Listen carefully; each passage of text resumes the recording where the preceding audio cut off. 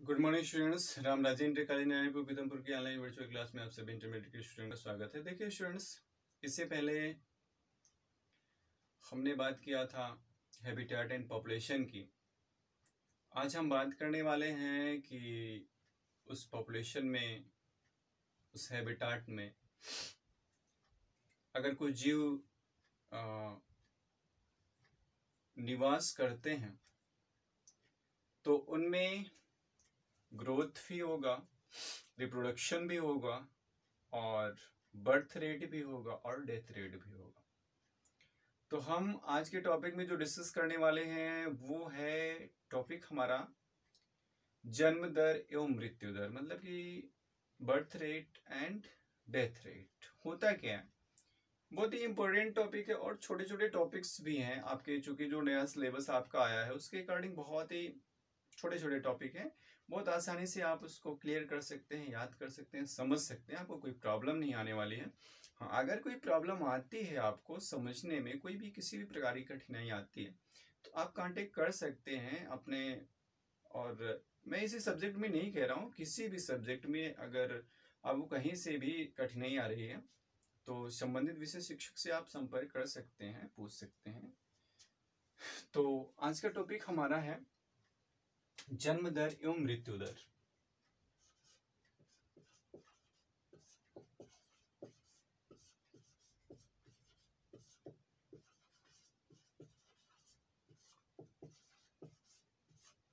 ये जन्म दर और मृत्यु दर क्या है? देखिए, आप जानते होंगे जन्म लेना तो आपको पता होगा, मृत्यु भी आपको पता ही होगा।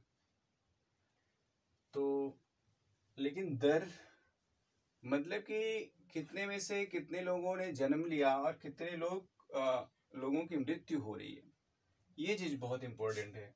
तो चलिए सबसे पहले हम देखते हैं कि जन्म दर क्या होती है। देखिए, जन्म दर की बात कर रहे हैं हम। एक निश्चित समय में किसी प्रजाति की, एक निश्चित समय में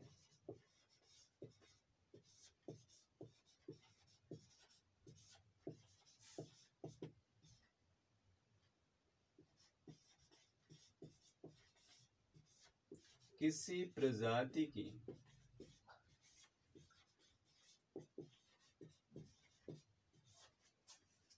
मादा द्वारा उत्पन्न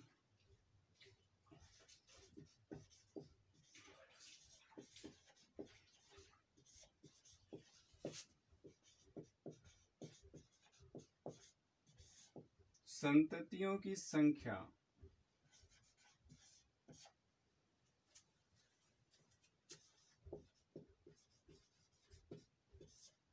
समष्टि की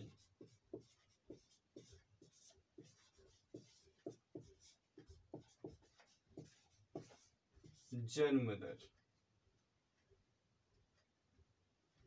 कहलाती है।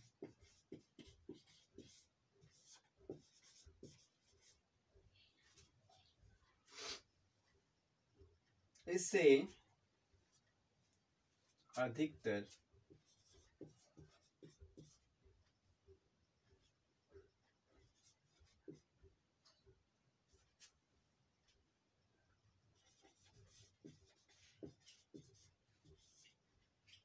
जन्म दर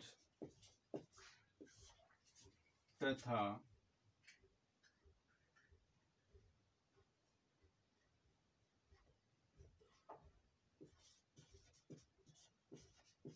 वास्तविक जन्म दर के रूप में देखा जाता है।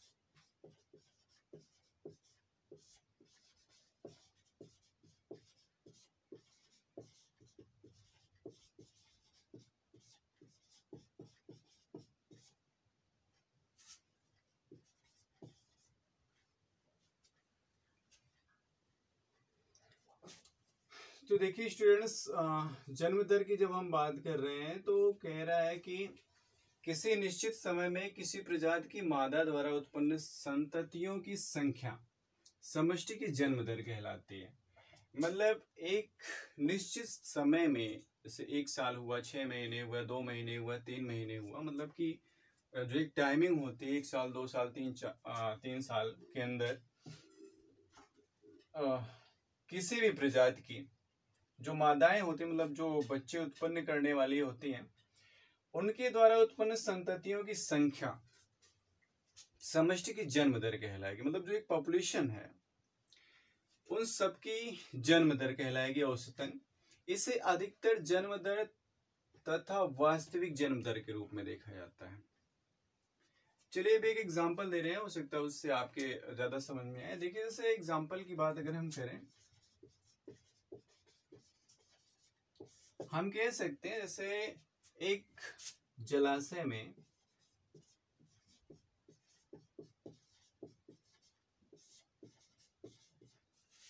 बीस कमल के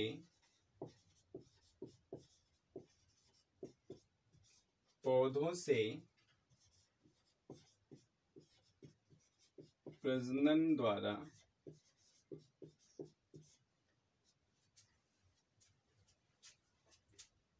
10 नए पौधे उत्पन्न हुए। 10 नए पौधों की उत्पत्ति हुई। तो इस तरह से, तो इस प्रकार कुल पौधे 20 + 10 30 हुए। लेकिन अब अगर हम इनके जन्म दर की बात करेंगे, ठीक है, टोटल नंबर ऑफ प्लांट तो 30 हो गए, लेकिन अगर हम इनके जन्म दर की बात करें तो जन्म दर क्या होगा, जो पहले से थे और जो नए उत्पन्न हो रहे हैं, मतलब कि नए जो हो रहे हैं अपन जो पूर्व से थे, पहले से थे, तो ये इस तरह से इनका जो बर्थ रेट निकलेगा वो 0.5 प्रति पौधा। समझ में आया? जैसे किसी भी जलाशय में 20 कमल के पौधे हों और उनसे उनकी जो ब्रीडिंग सीजन होती है उसके बाद फिर 10 नए पौधे और उत्पन्न हो जाएं, तो 10 नए पौधे और उत्पन्न हुए, 20 से उत्पन्न हुए, 20 से 10 नए उत्पन्न हो रहे हैं, मतलब टोटल तो 30 हो गए। लेकिन टोटल से हमको कोई मतलब नहीं है, मतलब हमें केवल बर्थ रेट से है, ना कि जो पहले से थे। ठीक है, तो बर्थ रेट से हमारा मतलब है तो जो नए पौधों की उत्पत्ति हुई उससे जो पहले से मौजूद थे उससे जब हम नए पौधों में भाग दे देंगे, डिवाइड कर देंगे उसको, तो हमको बर्थ रेट उसका मिल जाएगा, मतलब कि 0.5 पर प्लांट। ठीक, अब हम बात करते हैं डेथ रेट की, मतलब कि मृत्यु दर की। मृत्यु दर क्या है, चलिए देखते हैं। मृत्यु दर, देखिए किसी समष्टि में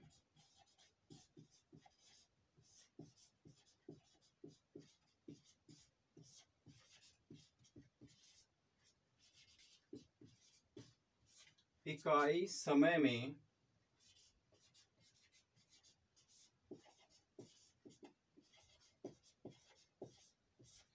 मरने वाले जीवों की संख्या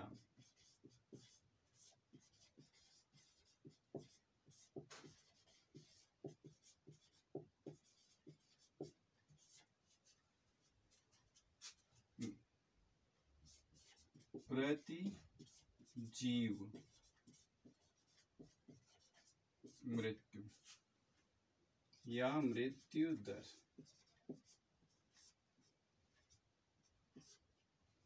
कहलाती है।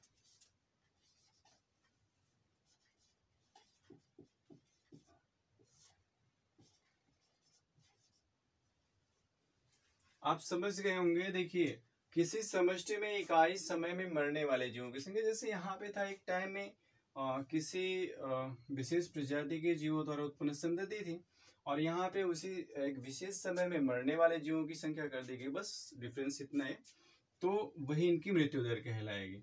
तो आज का ये टॉपिक हमारा जन्म दर और मृत्यु दर खत्म हुआ।